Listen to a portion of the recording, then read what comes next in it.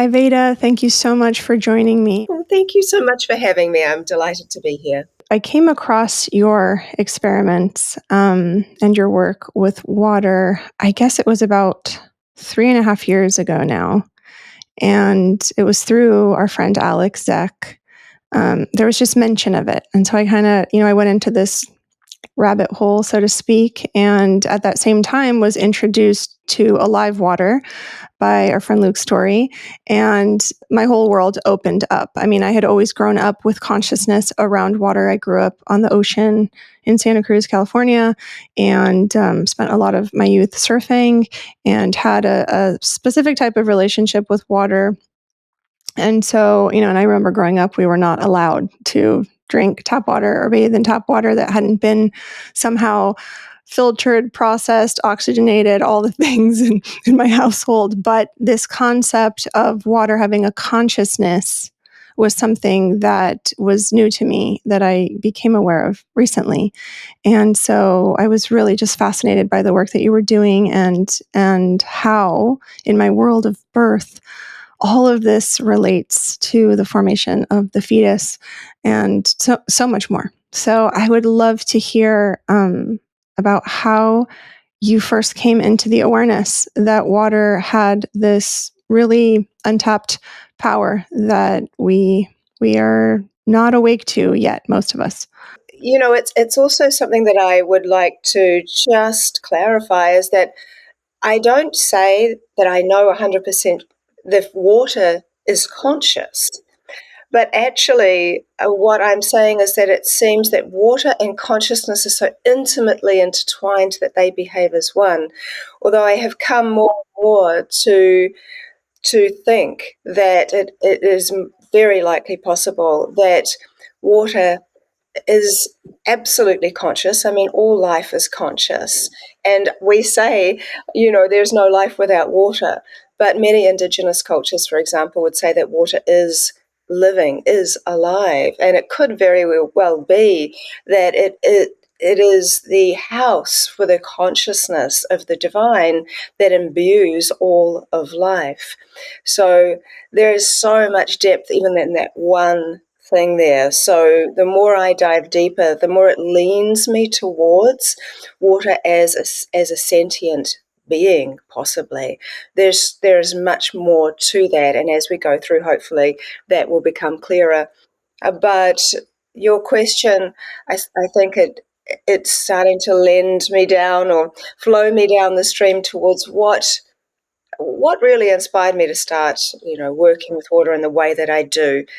So I am a water researcher and I specialize in crystallography, which is a fancy way of saying that I have a very specific freezing method that is not freezing water as a solid, but as a liquid crystal. And I photograph the imagery after using a influence or an inspiration, and I see imagery relative to the influence. So this started out of what many would say was tragedy. Over 25 years ago, I was in a really horrendous car accident. We went under a 7-ton truck, rolled twice, and the driver he died immediately. And when you see just how bad the car accident is, it's really a miracle that I'm speaking to you here at all. Over the course of 20 years, I had 8 surgeries, mostly for bowel surgery, but also for stage 4 endometriosis, and also for my collarbone, which got shattered from the seatbelt injury. The small bowel was because the seatbelt crushed around my waist on impact and left a lot of internal bleeding. Every time they dissected my small bowel, where they did that, the scar tissue grew. So every time I'd try and eat, I would just vomit and vomit and vomit and vomit. So I got very comfortable with a liquid diet pretty quick, which was not what I wanted. I used to dream about being able to eat food. And so after the final surgery, they put a stent in my small bowel. I woke up surrounded by doctors saying, you didn't recover well, and now you have showers of blood clots in your lungs, and you're probably going to have to be on warfarin for the rest of your life, which is a blood thinner. And I was so shocked when they said that, because outside of the car accident injuries, I was very well, very fit, always lived pretty holistically, been vegetarian since I was 8. I didn't drink, I didn't smoke, I didn't do drugs, all of the stuff, you know? And so to be told that I was having to take a medication for the rest of my life seemed really radical to me. But I had already come to understand that just because a doctor tells me that my body, can't do something, or is in danger, or any of these manner of things, um, doesn't necessarily make that my truth. And I knew that because 3 doctors had told me I would never be able to have children after the amount of scar tissue to my internal organs. And by that time, I'd already had a child for every doctor that told me I couldn't. Obviously, not out of defiance, they're all little miracles. But I had been able to hear them, but put what they said on the shelf, allowing my body have the chance to make that decision for itself, rather than believe what they say to be true. Simply go, okay, not completely ignore it, but just put it on the shelf. That has been key, I believe, along this journey. So when they said, you have to take warfarin, they did say you're going to die if you don't do this. So I took warfarin for about 4 months until I had a clear chest x-ray. And because of varied factors, which we won't get into, I made a very educated decision to stop taking it.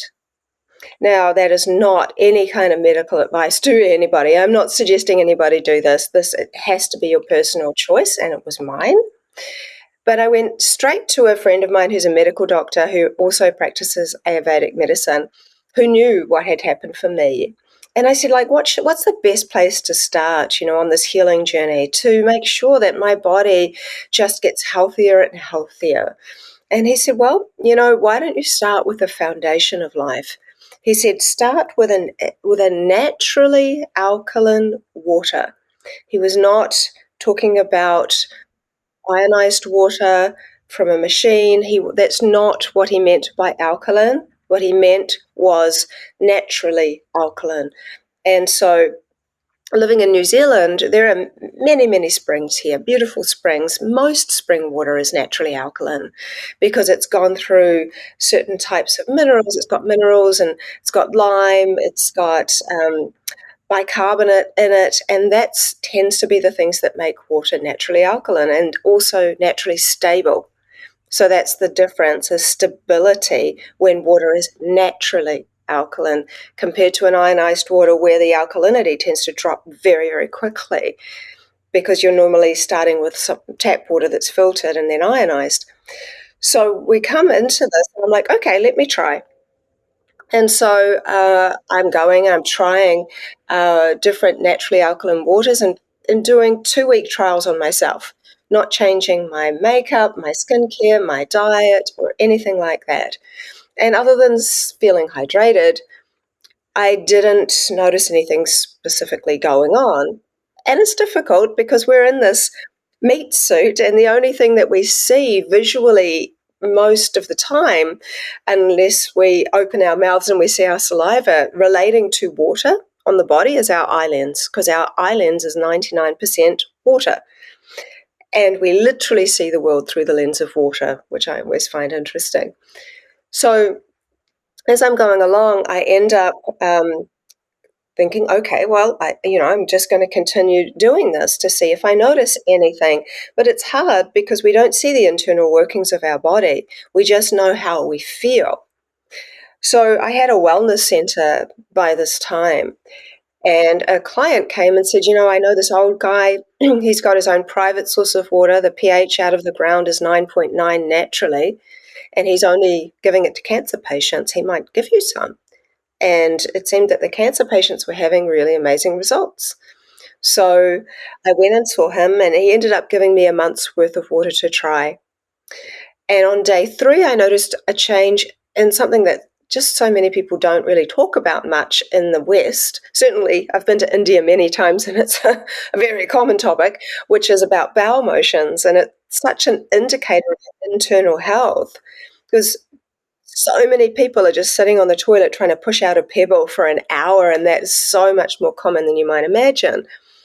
And there's just such a dire dehydration issue going on in so many countries and with so many people. And then about 10 days in, I noticed all these bumps coming up on my arm and along the side of my jaw, which were very painful. And I'm like, oh, I know my body's really purging, but I don't know exactly, it felt like there was something in there. And as disgusting as it sounds, there was this one big angry bump, and it felt sharp when I rubbed my finger over it. So I think there's something in there. So I got these tweezers, and I literally pulled this little shard of green glass out of my arm. And between day 10 and 12, I picked 27 pieces of green glass out of my arm and jaw that had been embedded in my body for over 20 years. Because the man who died, he owned a nightclub, and in the back of the car were crates of Steinlager beer, which is a lager in a green glass bottle. And when the car rolled, my right side got more green glass and my left side got more windscreen. And the nurses had spent 4 days picking all the glass out of my head and my body and face. And I knew there might have been a few pieces left, but I had no idea that all that was still there. And so my immediate question was, oh my God, like, how can this water do this? Like, how is this working? And I went straight to an analysis, which is a very typical and logical thing to do, was looking in what's in the water. And I saw, yes, there's bicarb there, which is one of the reasons it's naturally alkaline. There's this silica, there's that, this, the other. But I kept thinking I was missing something, and I'm often guided that way. And I started to think, well, when all you do is look at an analysis, what is in the water essentially, it's not telling you what water is, it's only telling you what water holds. So then I asked a question of which 14 years later I'm still asking, and that's the question of what is water. And I would say that when we go to school and we ask what is water, the teacher would generally say it's H2O, which is just two hydrogens and an oxygen. And that falls very flat with me. It doesn't make me feel much about the thing that fills all of my cells. By molecular count, not by volume, we're 99% water, and there are more water molecules in our bodies than all the stars in the perceivable universe. So it's mind-boggling to me that we know and we're taught so little about this thing we call water, and that water never even used to be called water in old days. It was actually called the waters. And the waters was something by which people called water in reverence, as sacred, as holy.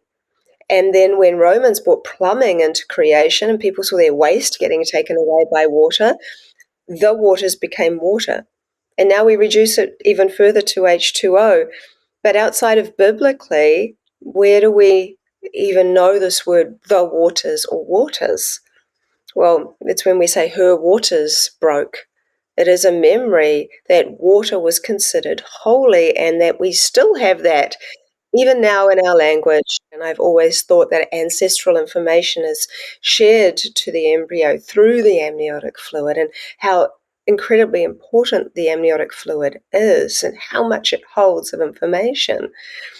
So when we start looking at the way in which we are so undereducated at school and under-inspired, I believe, about this topic of water in the education system, I really hope that things can shift and change in the future. Yes, in the birth setting, it's interesting how water is used because depending on the temperature, it can have different effects on the body, right? We get it to a certain temperature to slow down her contractions. If there's a moment where she needs to rest, we can kind of reel things back. If she becomes buoyant, it releases all the pressure off her joints and then she's able to dilate further. So we use water as a tool in that space. And I know that in Haiti, historically, in the island of Haiti, women would birth in the water with the intention of transitioning the baby into the ocean because it held the same salinity as the amniotic fluid. So there was a ritual there. Water has always been a part of birth. And it's kind of mind-boggling to me now when I attend births where water is never used or water is only used through an IV and it's not even really water. It's like saline solution and dextrose and other things. But other than that, women won't even come into contact with water for that whole experience. So yeah, you just said that, and a lot of light bulbs went off, and it's an incredibly powerful tool for this rite of passage that women go through, and also what you said, women are men and women incredibly dehydrated all over the world. I've had clients drinking, in their pregnancy, they're drinking anywhere from 64 to 150 ounces of water a day, but they will drink plastic bottled water or even filtered tap water, and they're still incredibly dehydrated and they don't understand. And when they make switches over to what we can call structured water or alive water that has a different intention set into it, their hydration changes. So that's just in my small petri dish, pun intended, this is my case study of how water impacts the type of water impacts the woman's pregnancy. Well, I would also suggest that hydration is not just hydration of the cells, it's hydration of the heart, it's hydration of the mind, it's hydration of the spirit. And there are two very different types of water, and I'm not just talking about structured water or any of that kind of thing. There's a very special Maori word. My father is native New Zealand Maori, and this word is wairua. It means spirit. And wai is water and rua is the two waters. And you could look at them as the spiritual and physical waters. So I think the question also becomes, what are we nourishing? Are we nourishing both? Are we being nourished, or are we nourishing the physical waters? Are we nourishing or being nourished by the spiritual waters? And we put a lot of focus on this physicality, but we all are aware, I think, within certain communities anyway, I wouldn't necessarily assume everybody is thinking like this, although it's easy to, is that if we are not nourishing the spirit, everything else is feeling malnourished. And so when it comes to the waters, I think also, yes, we can look at it from multiple perspectives. But I know what it's like to be pregnant. I've been grateful enough to have three beautiful children, and each time was very different depending on where I was at spiritually and where I was at mentally and where I was at emotionally. And I think it's been really interesting looking back at those experiences and overlaying it with some understanding in my humble small drop in an ocean of what I think I know about water. And water keeps you very humble. And I think the way in which water is received in the body is a direct influence, a direct impact on how you receive it. You are like the welcoming committee, and the waters in many indigenous cultures, there is, especially the Maori culture, there is a belief that the ancestors are in the water. And if you're lucky enough to have any water, as so many countries do not, then that water has managed to find its way to you. Even if that is all you can afford is your filtered tap water. It's really hard. What do you say when there's people that don't have any option? They can't afford another option. And I've seen that that's a lot of people. And I would encourage them to say that Don't forget the power of the water within you. You are communicating to the water outside of you. And when your child has also growing within this beautiful amniotic space and is in a spirit space, and you have more light in you than at almost any other time, because water is actually only one part matter. The two hydrogens and oxygen, the rest is photonic light. When you have a child growing inside of you, it also has trillions of water, of cells within it, all emitting light, and then you also have trillions of cells in you, all emitting light. So you are emitting so much light that you have the impact, you have the power to turn on light of any water that is touching the saliva in your mouth and going into your body, because your saliva holds the vibration of the last word you said, of the last sentence you said, which is why I mean you are the welcoming committee, because a simple thank you and observation of the waters that you're drinking is going to make an impact as to how it is received within the body. Right. This is why many religions bless their food and their water before they drink it, before they consume it. This is a way to structure water, let's say, to welcome it, to form an alliance with it, to serve each other, because in that consciousness that that it may hold, it's of service, and it's also being received in a way that would give it that gratitude to be of service, right? It becomes this relationship that we form. So even how it's stored in the home, and I was looking at this video recently of how water in our cities travels through all these pipes, through homes, underground, through rust, through dirt, and very often it's discarded. It's, oh, just get the water out there and then we're going to process it with chlorine and we're going to do all these things to it without reverence for its actual power. We have to kind of dominate it and control it, and then transform it to meet needs, right? Because in many cities, it's a closed loop system where all of our waste and our sewage gets processed and then redistributed so that we shower and we drink it and we cook with it and all of that. Most people don't even know that. And so, that being the case, someone who is receiving that closed loop water, for example, they can change their relationship with the water by bringing a new intention to it, right? How they store that water. Maybe they take it out of the tap, right, or the filter, and they put it into a certain container. They play music for it. They set an intention for it. They thank it for even being present in their lives so that it can support their cooking, support their hydration, their nourishment. And I believe that can really, I've seen it in my own life in many ways. It can really change the way that my body or the body receives the waters. The ideal is that we're able to go and collect freshly harvested, if you want to say it that way, spring water. That's what I love. But I'm just addressing for people that they don't feel that they have any other options, and that's quite a number of people. And I would say that, and I've occasionally I'm a little unpopular for saying this, but it's absolutely true. My specialty is crystallography, as I mentioned. I am looking at water crystallographically in an informed, formative state, which is in a fourth phase state. So it is actually not exactly solid, and it's not a liquid. It is more of a plasmatic state. And that is a very pure state of ice, where it's very receptive and also very informative.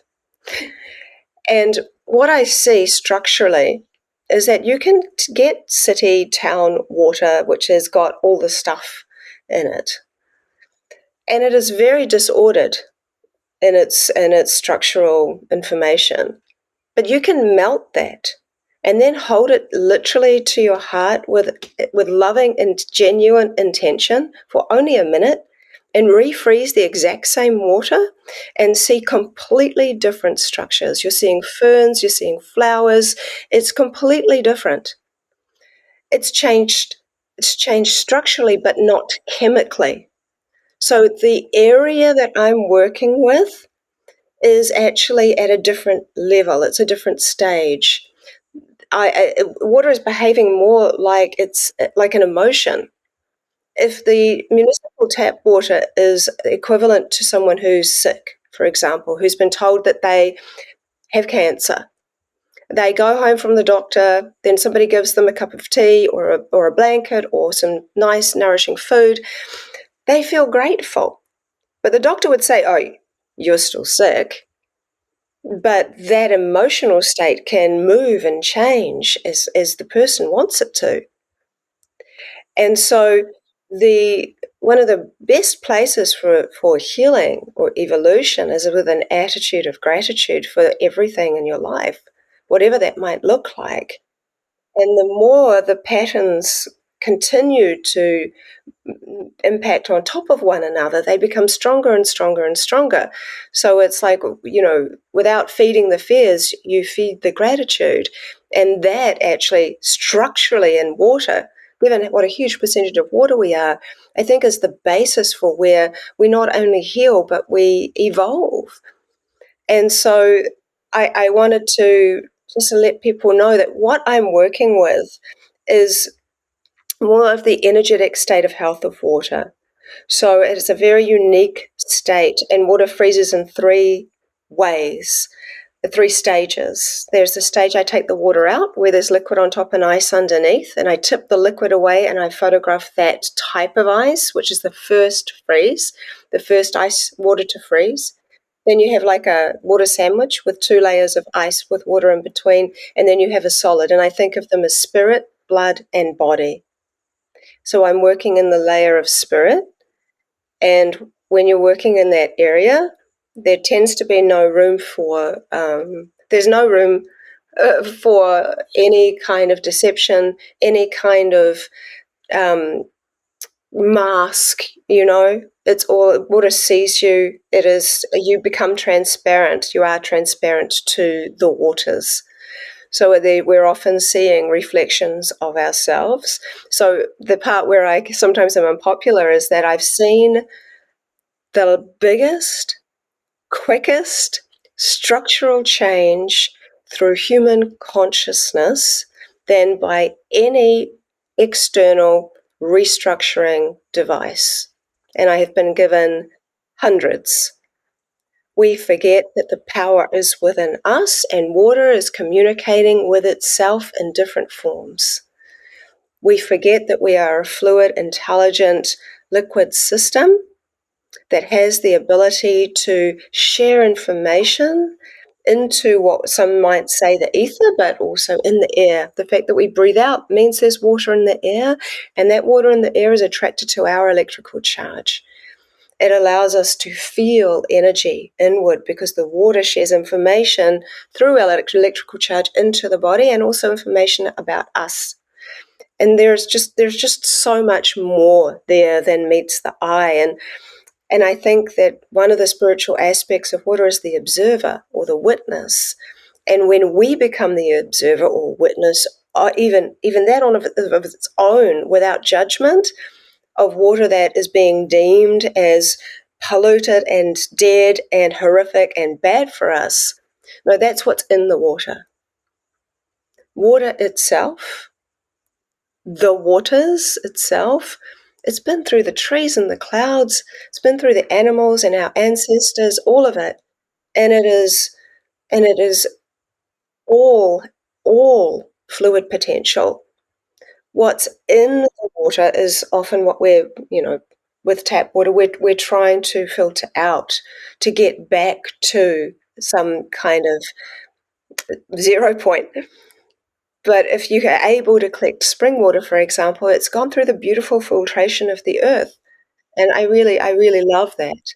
I wanted to ask you about your work with saliva. And, you had shared an experience with me when we were chatting earlier about how you could look and observe, you could observe your ovulation through your saliva. And also, you had mentioned this fascinating observation you made on seminal fluid and what you noticed with seminal fluid from men with vasectomies, men without vasectomies, because often we think that that procedure, the vasectomy, doesn't impact the quality or the energetic output of the seminal fluid, but it does. I have my own theories on that, so I would love to hear the work you've done around that, what you've observed. Sure. Well, I'll start with the saliva first. So one of the things, well, firstly, it was the urine that showed my fertile cycle, but it was the saliva is really interesting though, because you can have a saliva prediction test. These have been around for a really long time, where it's like testing if you're ovulating. And so you spit onto a dish and you let the saliva dry, and then you get a little magnifying glass with it. And if the saliva is showing all these ferns and they're very specific, then you're ovulating. And if there are no ferns, then you're not. And if there are only a few ferns, then you're starting to come into your ovulation time. It has been around for ages. Your intelligent fluid system can tell you through your saliva when you're ovulating. And when I was using urine as with my freezing method, I was tracking my own cycle and fertility. And I was able to see that there was very specific patterns that showed up when I was fertile. And they looked just like the indented subwoofers, which is with a star inside, which you may recall is the signature pattern of seawater. So that was really interesting, and I'd be curious to see, as more women do this, what they see during their fertile time. Is it the same, or does it differ? That would be really interesting. And I did a study with seminal fluid with a lady I know who went on, I think, to even take it further. And this was done in a more clinical way. And we were given samples of men who had had vasectomies compared to men who had live sperm. And what we saw was there was a difference in the formation. So men with live sperm and seminal fluid with live sperm in it would form these bubbles that was very silvery, very rounded. They became solid, so they were a solid. It wasn't a bubble exactly, but it was in a kind of circular shape.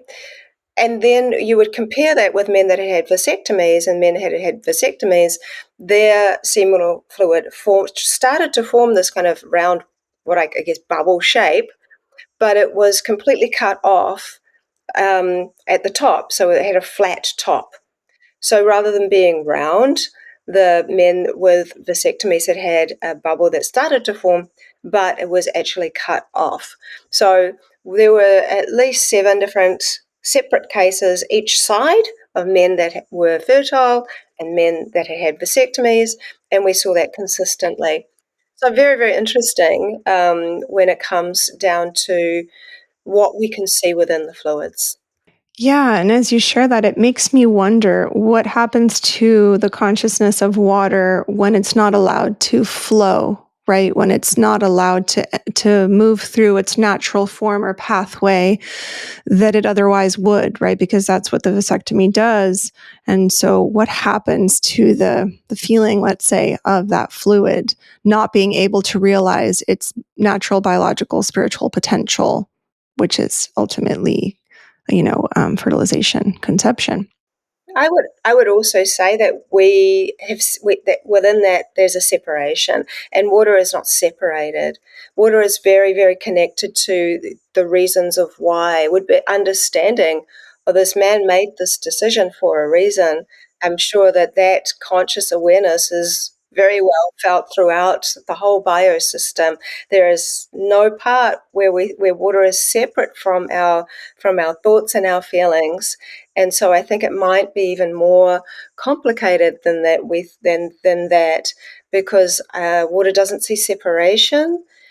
We see separation when we're in the physical body, but I think once we're out of it, then we don't. And water then and spirit then becomes a full observer or witness. So I think that there are more subtle layers to that to unpack and investigate. as you're sharing all of this, this consciousness that we can bring, that you've been gifted or, given, or you found so many tools to filter, restructure water, and you found that the most powerful one is the human intention, the human mind, right? This energetic field that we hold, that we come into contact with, or that the water comes into contact with, and we can actually create a conversation with the water. This reminds me of the birth processing work that I do with many women who have apprehension, for example. Let's just throw out one example. They have they're feeling apprehensive about their upcoming birth experience. And so what we do sometimes in a session is go back to their experience at their birth. And they might recall a situation that their mother experienced in the pregnancy. Right. And if many people like to tell me that babies don't have consciousness and that, they don't really remember anything until they're like age 7 or 8. Right. People will say what they say, because that's what's convenient for them to believe based on how they need to live their lives, of course. Right. No, my child won't remember that procedure I did to them when they were born, or my child, we can do it now. The earlier we do it, the better, because they won't have a memory of it. Right. We want to assume that the baby just won't. But I had a particular client, and many others, but in this one in particular, she recalled a scenario that happened to her mother. And she started having a somatic reaction. And she said, I'm really cold. My head's really hurting. I'm feeling really nervous. I feel like there's warm running down my leg. So I guess when her mother was pregnant, she never told her daughter, but when her mother was pregnant, she was in a car accident. And there was, she went back to her mother later to speak about it. And her mother said, how did you know this? She said, I could feel what you felt. I felt warm blood down my leg. I felt cold. I was shivering. I was in shock. And her mother was just dumbfounded. She couldn't understand how her daughter was able to relive that when she was just a cozy little fetus inside of an amniotic sac, inside of a uterus, surrounded by muscle and rib cage. And she just didn't know. She just couldn't understand. And so that is what started me down this path of really giving more reverence to amniotic fluid. And, the cells, of course, within the baby communicating with the cells of the mother, and this entire field of resonance where the baby is pretty much experiencing everything that the mother is experiencing, mental, emotional, and physical events, right? To be in that experience as if it happened to her, right? And she was carrying that with her. And she had said to me, she's like, I almost feel like I'm watching a movie. Like, it feels like it really happened to me, but it never did. I can tell you it never did. And so when she talked to her mom, she confirmed it had actually happened to her mother in the pregnancy. So that's also why I like to say we can't keep secrets from our children, because whatever, whatever happened in the pregnancy or whatever was going on, they're cognizant of it on a level. They might not be able to access the exact event in this way that I just described, but there is a memory that they're living with, an irrational fear of cliffs, for example, something that they're holding from when the mother or even her grandmother or great-grandmother experienced because of the cells that continue on in the maternal line. But let's not lay it all down on women, because I know that there is memory in the semen as well. I want to ask you, have you seen anything with the amniotic fluid, as far as informing how the baby is shaped in their experience once they're out of the womb?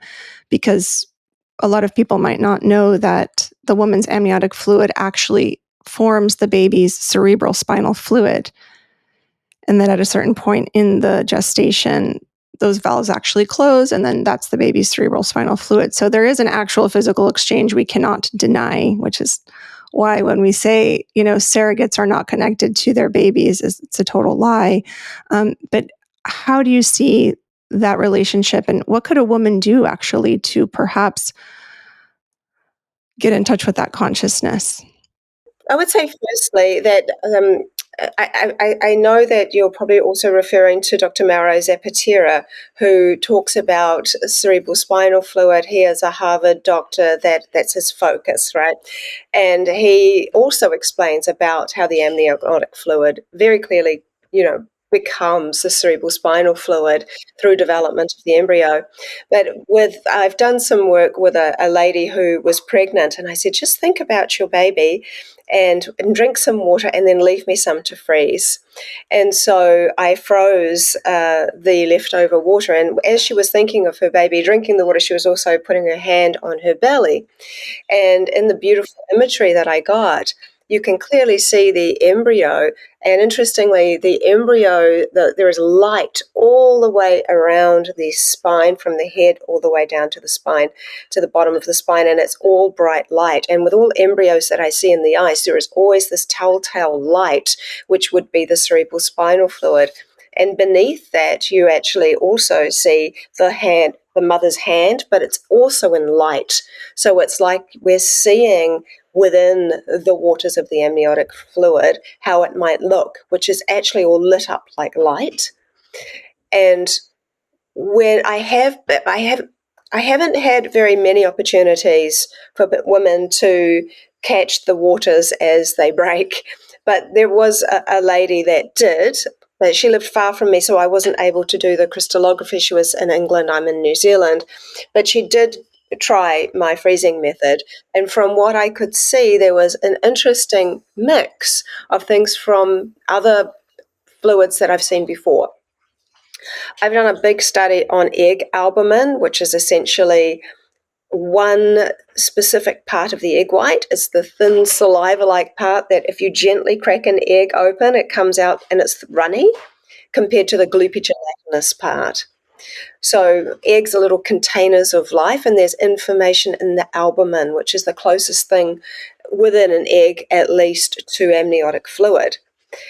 So there are very specific patterns that I've seen show up that often look like feathers, like weaving, like a little volcano shape, flowers, and little tiny hexagons. So I've seen some of those.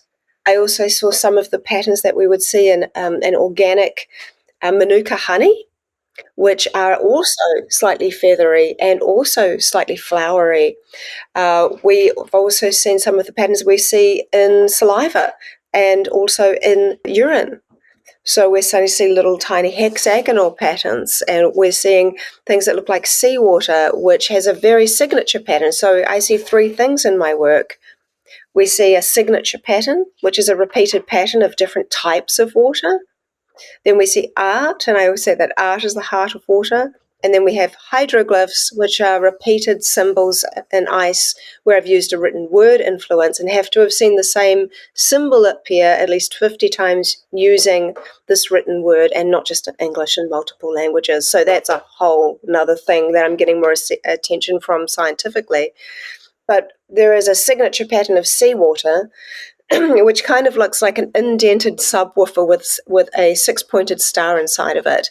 So we saw all of those things in amniotic fluid. So amniotic fluid seems to hold a real mix of a lot of things that I have seen in other fluids. So to be able to consistently do more studies with it would be a big eye-opener. But I would say that you're a body of water, and your amniotic fluid is a body of water, and your baby is a body of water. So in this, there are different experiences of communication offerings. And I would also say that water is far more interested in what you're feeling than what you're thinking. Water will, we're so much in the mental, so often in the world. And often I also see that people are thinking, right, if I think this, it will become true. It's more likely if you feel it, it will become true. And so water will override if I'm putting flowers in the water, for example, to see if it will design a flower. But if I'm genuinely sad, it will completely ignore what I've done physically to show me what I'm feeling emotionally. And it continues to do that over and over and over again. It will literally override. It is not a machine. It will not do what you want if it is not for your higher good.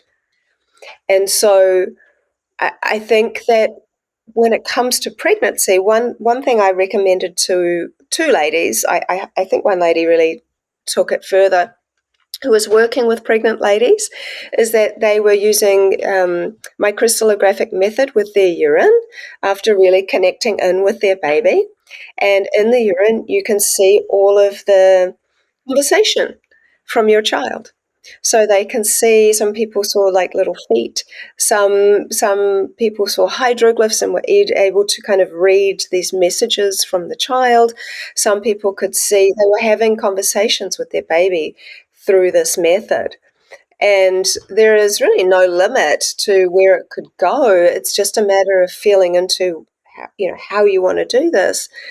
And when the waters break, that's a very significant moment, because waters also break upon, not upon death, but over the course of time, and that as the body starts to die and decompose, the water leaves the body. There is a breaking, and there is a breaking also upon in life.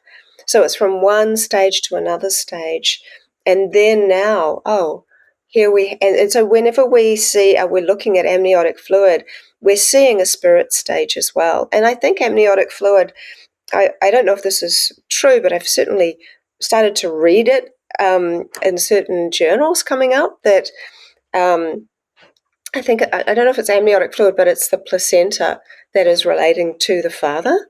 And so that's also really interesting, because it's all the information is in there, is in this womb space. And everything has water within it that is sharing information. From my perspective, I remember being pregnant in my first pregnancy, and I was told I could never have children, so I was really scared. Because doctors were saying, "Oh God, well, there's a high chance of miscarriage." And when you hear that all the time, it's pretty scary. It's just like, "Oh my God!" So it was already a surprise. I mean, a wonderful one, but that I got pregnant. But then to be told, this, it's just like you're always on the edge. And then I was so sick because I ended up in hospital because I couldn't stop vomiting and all this stuff. And I think part of that was just my anxiety around it as well. Everything was interrelated. And when that was going on, someone was saying, plus everything that you think and everything that you're feeling is going into the baby. And it made me even more stressed, because I was like, oh God, I can't help what I'm help. Like we often say, we can't help how we feel. And so it put more pressure on me. And it made me feel like, oh God, do I want to hear that and hold that? Because I'm going through a lot right now, and life was definitely, there was a lot going on. So that made me feel more pressure. And so I was like, okay, how can I just get into a neutral space where I'm feeling like I can relax into this pregnancy? And it was tough. My first pregnancy was tough on an emotional level. I had afterwards, because people often will just make these assumptions when I'm here talking about these beautiful things about water. Oh, she must have had like these angelic water births and stuff. No, my first pregnancy was rough, and I was undernourished in every type of way, and uh, and it was like a year and a half after my mum had died too. And I was in a different city with no friends or family, didn't know anything about looking after a baby, was feeling completely still in grief after my mum had passed, and all this stuff, and in a relationship by which was perhaps not as nourishing as would have been the ideal. And afterwards, I had postnatal depression for nearly a year. And I, I was not healthy for a while. It was hard, and baby wouldn't latch on properly. I had all kinds of issues. Ended up having to express and bottle feed him, which was not what I wanted. I had a natural birth well, I say that in that I didn't have a C-section, but it wasn't natural.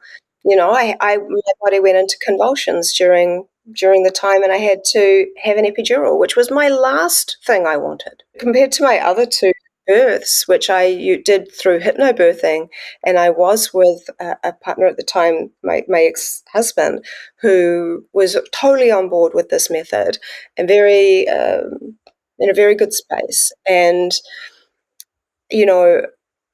really found hypnobirthing to be of great benefit to me. And I was in a different space. I had healed a lot. I was feeling more nourished. And my last child, Shanti, I was born in the water.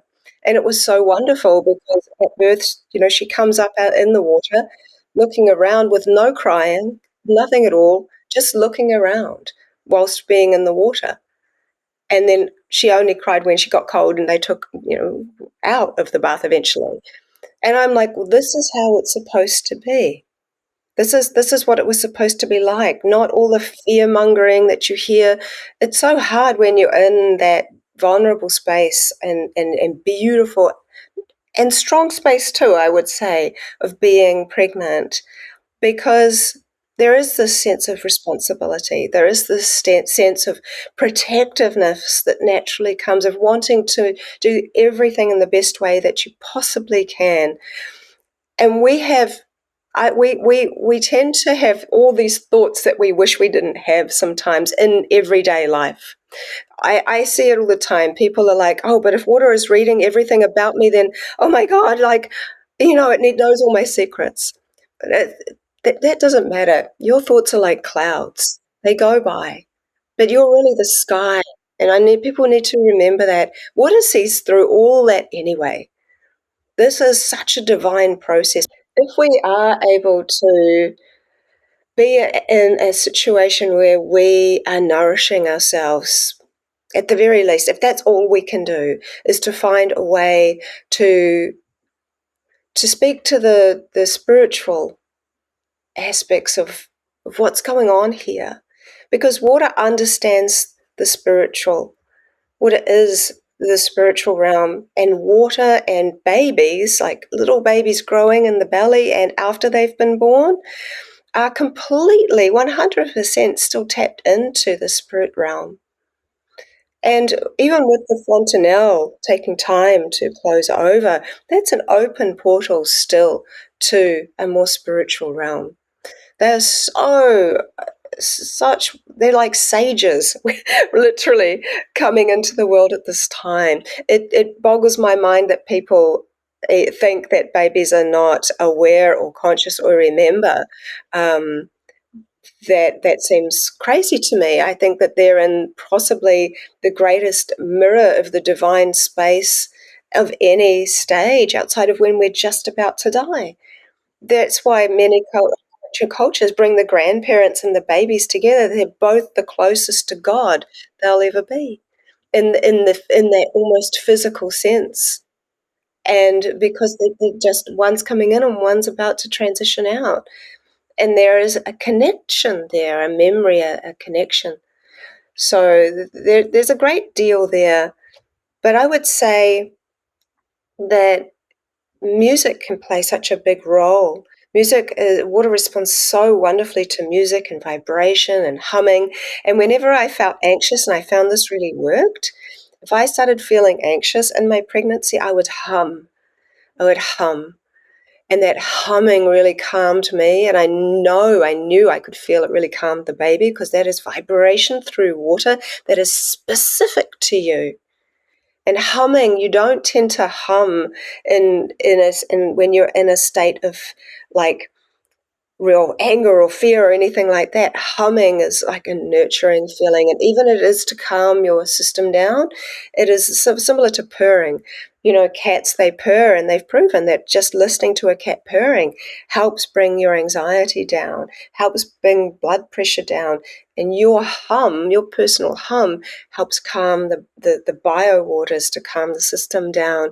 So that was like an immediate thing that I would do in anxiety when I was pregnant, certainly with my first son. And so I think it has a direct reflection as to how settled the baby is afterwards too. And I found that my first son was very unsettled, had colic and all of this. And this was a reflection of feeling very anxious and going through grief in my pregnancy.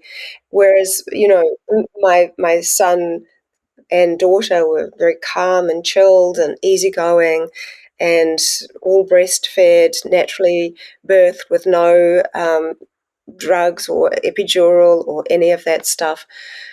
And it made a huge difference to even the way I talked to myself afterwards. With my third child, I held more water. I was the biggest as far as pregnancy went, and it took me a year to come back into my size. And my mindset was healthy. I was like, it's no problem. I'm not going to force myself to bring back into shape. I'm going to just continue doing what I'm doing. I'm going to focus on my baby. I'm going to, focus on nurturing myself. It'll happen. And it did. And it was easy. Absolutely. I've spoken to so many women over the last 12, 13 years who had a specific type of first experience with their birth and their pregnancy, and a markedly different experience for the second or the third or the fourth, whatever it was, because of a choice they made, or situations changed, a different awareness came into being for them, and they came into deeper contact with their own needs, self-advocacy, nourishing not just the body, but the heart, the mind, stoking that inner radiance, that fire. That's called the sacred fire. All of that shifted and created a different experience for them. But it's so fascinating what you say to me. I think about this a lot, that birth and death are, especially, in the West anyway, let's say the United States, because that's where I have the most experience, that it's really something we want to keep in the closet, right? We put the elderly in homes. We don't have space for them in our homes. We don't know how to deal with it. The thought of coming into contact with death and grief is unbearable for so many people, so they offload the responsibility to someone else, right? Even if it's their own family, because of the way society has devolved. I don't say we've evolved, I say the way we've devolved into this very fragmented structure of the community, of the tribe. And so we put death in the closet. We also do it with birth. And the way we do it with birth is by making it highly controlled and medicalized, right? The best way to keep birth, in that closet is to control it. And it's not power with birth. How do we collaborate to make this an incredible rite of passage? It's how do we control it, because it's too great for us to really feel that in our systems, in our nervous system. So how do we control it? Because birth brings up a lot. As you mentioned, it reflected back to you that things were not in alignment. There was an incongruence in your life of some kind. And this is very true for many women, because that's what this initiation does. It's transformative. It's like the phoenix coming from the fire. It can be that. So the way that we suppress that is through allowing the fear-mongering to really integrate itself into our systems, or we allow certain things to be done to us that we didn't really want, but we would rather not come into contact with the self-advocacy or taking the responsibility, because it is a big responsibility. So it's very common for the first experience to go down that way. And,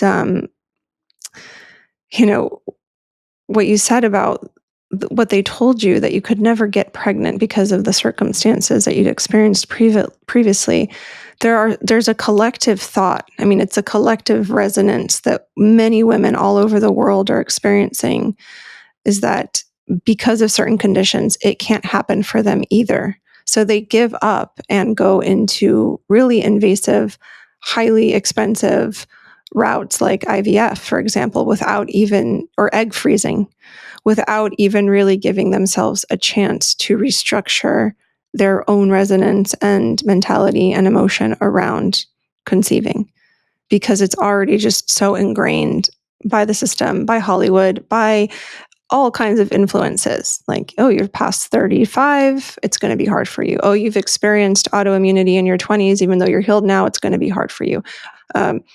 whatever it is. And it's just so, like you say, because we are water, all of these words, all of these thoughts, all of the visuals that we're digesting from media, social media, whatever it is, it becomes the reality. And it doesn't matter how much the woman thinks or says, I'm gonna do it. I'll get pregnant. I'll be able to do it successfully. If they don't feel it, if they don't believe it, it becomes that much more challenging. So we do have that responsibility as women to be more discerning about what we're digesting when it comes to that information and the fear mongering and those belief systems that really don't need to be ours if we don't want them to be. And you said water knows what we feel. Doesn't matter what we're thinking. Children are the same. Children don't need to know the story to feel exactly what's going on with their mother or in their family dynamic or what's happening in the home. They don't need to have speech or language. They don't need to understand the rules of our adult world to feel exactly what's happening between mom and dad. Or in moms think, I'm doing such a good job of holding it together on the outside. The baby wouldn't know. But then they respond in ways like severe colic, acid reflux, rashes on their body.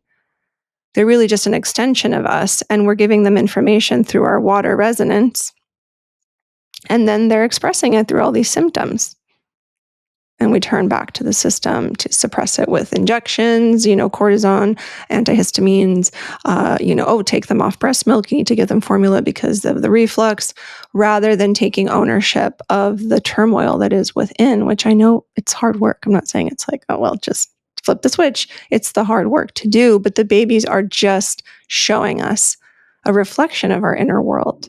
And I love that we can now put this, or I can anyway, that the water, the resonance of the water is what's making that communication possible, because when I say energy, people are like, oh, not really. How does the baby know? But now I can say water. Well, 100% you can say water. And water is fluid intelligence. There's no doubt about that. There's no doubt about it. I have over 63 now, 1,000 photos of water responding in an intelligent manner. There is absolutely no doubt that water is fluid intelligence. It doesn't just react to consciousness, it literally responds. It is not designing imagery that is like picture perfect, identical to the influence. Like if I put my hand in water, it might design a hand, but it's not designing an exact copy. It's designing, it's an interpretation. It's like this divine artist. And so because it doesn't do a photocopy, that makes you to wonder, well, what's happening here? There must be an intelligent designer. And again, I mean, if we go back to some work that Dr. Mauro Zapatero recently shared, and which I've known about for quite some years now, and I'm glad that someone started to share it, and I'll probably do a post soon about it, is that there have been at least 21 cases. The one he shared was of a French man who lived a perfectly normal life, had a car accident, went in to hospital, and when they did a brain scan, they found he only had 10% of his brain. And not only that, there was a California woman, 19 years old. She had excelled through school, perfectly happy, healthy, well, and was again in a car accident. They did a brain scan. She only had a brain stem. And there are varied cases of this throughout history that have been documented. In fact, I was recently just watching an old video of a doctor who specialized in this particular situation where healthy people virtually have no brain. And he says he sees more miracles come into his office than all the miracles in the Bible. And the question then is, what is it that thinks? What is it that's conscious? If consciousness is not stored in the brain, which some people are still attached to, this throws that out of the window in many ways. And then that leaves you with what then fills the brain, and what fills the brain is amniotic fluid. And it could well be that it is the intelligent waters, these very unique waters that not only bathe our brain, but move up and down through the spine, that can be moved with deep breathing, with all manner of things, that are in fact the storehouse of our memories, our thoughts, and all of these different things. And then you go into even what is it that sees? And there was a study that was done on 21 verified cases of people who were born blind, and many people who are born blind don't even dream in pictures. They dream in the other senses. So they've never dreamt in pictures, they've never even seen the world. They ended up having a near-death experience, and by verified there were doctors present. They said that they left their body, they came back into their body, but every one of those 21 cases, they explained what they saw in the hospital room, what the doctors looked like, or what it was like to leave the body and what they saw afterwards, and then came back into a body that was blind. Many went on to dream in pictures. So then you have to wonder, well, also, what is it that sees? And then that lends into, again, coming back to another state of water. And I believe there are more than the four that we know of. There's more than a liquid, solid, gas, and a type of gel or plasma. I believe that water and spirit or consciousness would be another way of saying it, are directly connected. And that it could well be that spirit comes in and may leave the body, and it also become the observer through a state which is like a vibrational vapor. People that say that they can see spirit leaving a body describe it like a cloud, like a vapor, like a fog, like a mist, all of which are in some state of water or plasma.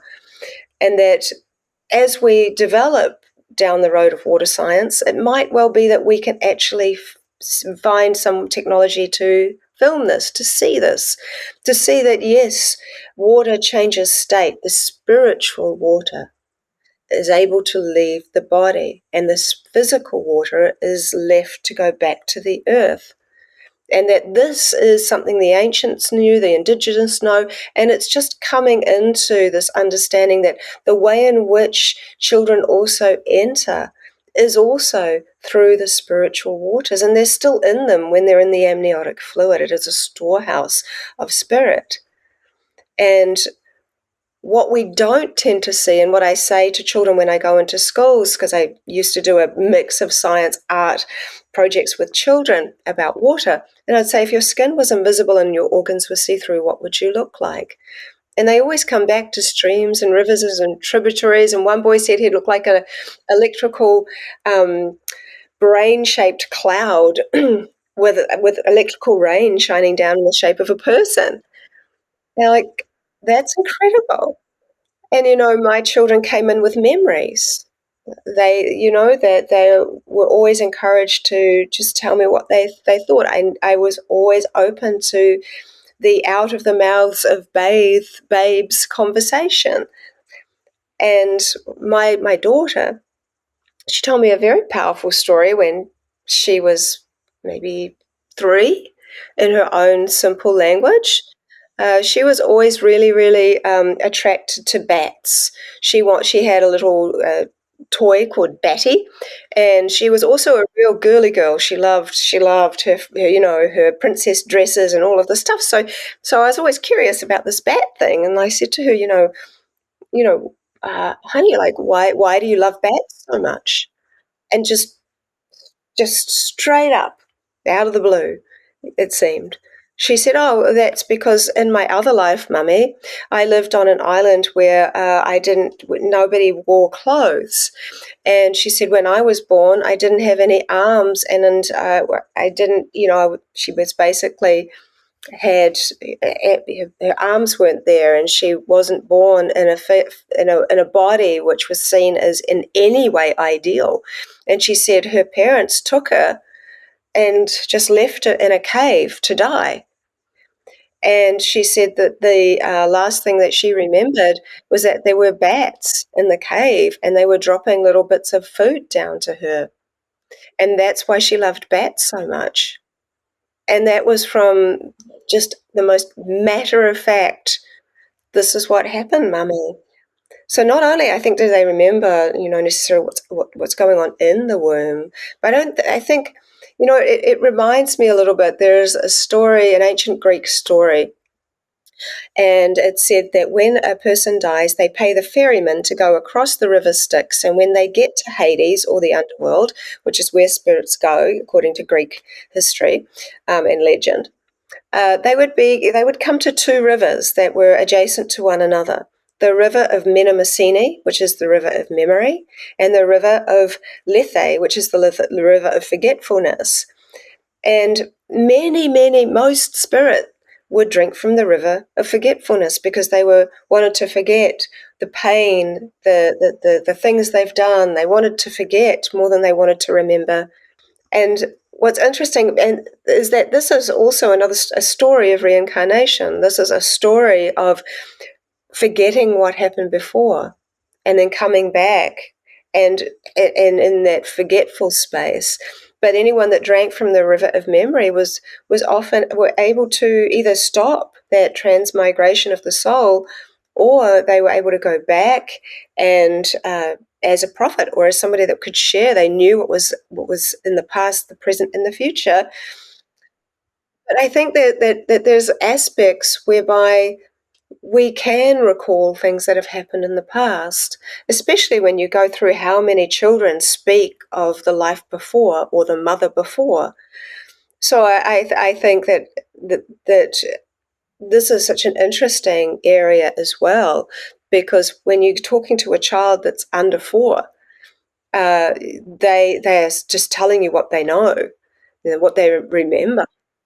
There's a lot they remember, and it's often unprovoked. I noticed that with my own daughter, and from what my mother tells me, I was that way too. Like, very matter of fact, recalling specifics, even names, and describing people, like how they looked, and certain types of dress. And I hadn't been exposed to, historical, cultural dress of any kind, but I would describe certain scenarios and scenes and things like that. And I spoke a lot of German. In the first few years of my life, no one in my family's German. Nor was I exposed to anyone who was German, or television by any means. So, yeah, if what you're saying about the soul, right? This other phase, maybe the soul, as it leaves, it's a type of water, it's a phase of water. And so if that's the case, they're taking that memory, right? Because the water is holding the memory of that life, of those experiences lived, and bringing it now. And so there's glimpses, or there's information, or there's feelings that we can't quite describe, explain, rationalize, whatever it is. And I know that that's a challenging subject for many people. It challenges so much of what we've been led to believe or taught, or, often with religious beliefs, right? So I see this a lot. I just see this a lot with my clients who do have that instinct to ask their children, do you remember anything? Or they listen with open hearts. Maybe they don't prompt them, but they listen with open hearts, and they say, tell me more. And it's that invitation that allows that water to have that respect, let's say, and that, I'm here, it's okay to be me. And if we nurture that, then the child itself is nurtured. There's one, I wanted to ask you, at what point do you think we stopped having this connection or reverence for water? Like, I really do believe, and maybe it's hard to pin down, but I really do believe that we knew all of this. I mean, it comes up in Greek and Roman mythology in different ways. It comes up through cross-culturally, historically, in Papua New Guinea, in Africa, stories of water having this intelligence. Where did we lose that? Where was the severing that happened? I think that it's different for each person and from the families in which they're born into, because there are some cultures where that hasn't been severed, and there are some cultures where it absolutely has.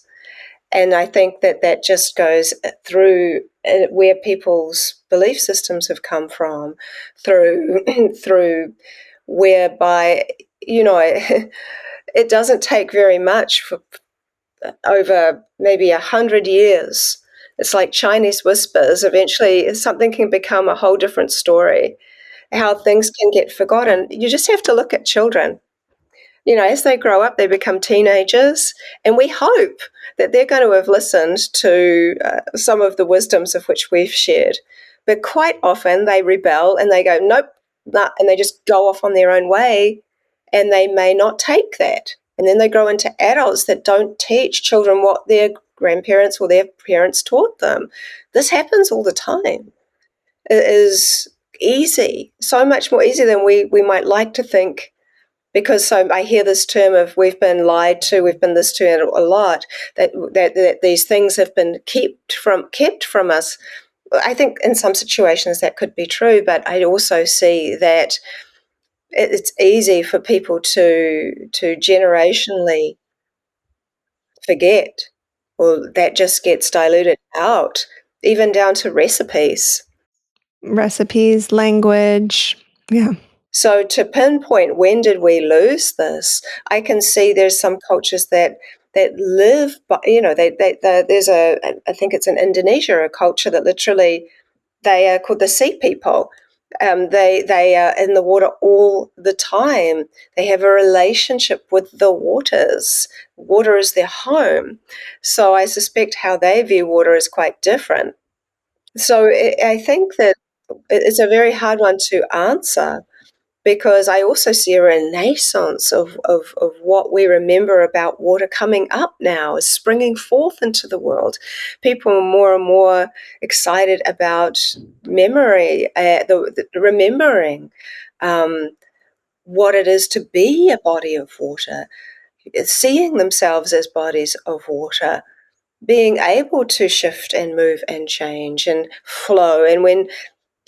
And so I could probably go on, but there are many things I would say around this idea of when did it end.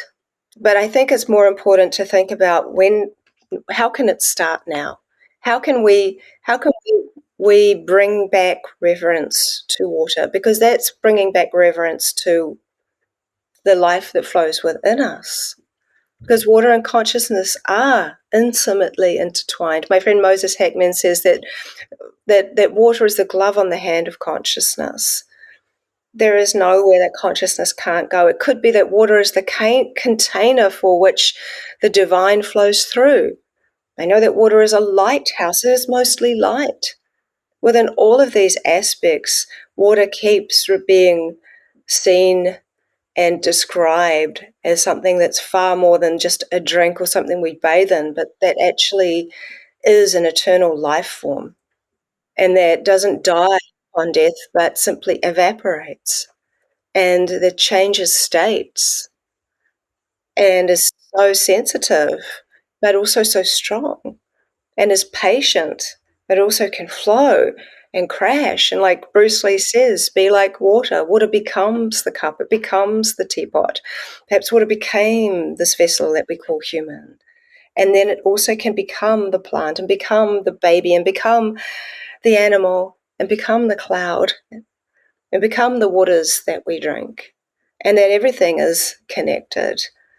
And that I think children know this. These little babies, they are aware of all of this. Veda, thank you so much for having this conversation with me, sharing all of your wisdom, the work you've been doing, your birth experiences, the story that your daughter shared with you. It's all so beautiful and profound. And it gives me that warm, fuzzy feeling inside, this resonance of, what it is to bring life and consciousness back into how connected we are, right? Because in a time where I know so many people feel incredibly disconnected, disjointed, like this is actually what joins us. And we have to remember that. And we have the power to make a different decision, right? Like, I don't need to believe what was told to me. Like that prognosis is not for me. And I have the power to feel into it differently to create a new reality. So it's an incredibly important message. Thank you. You're welcome. You can definitely change your entire life with a change of perspective, and that can start today.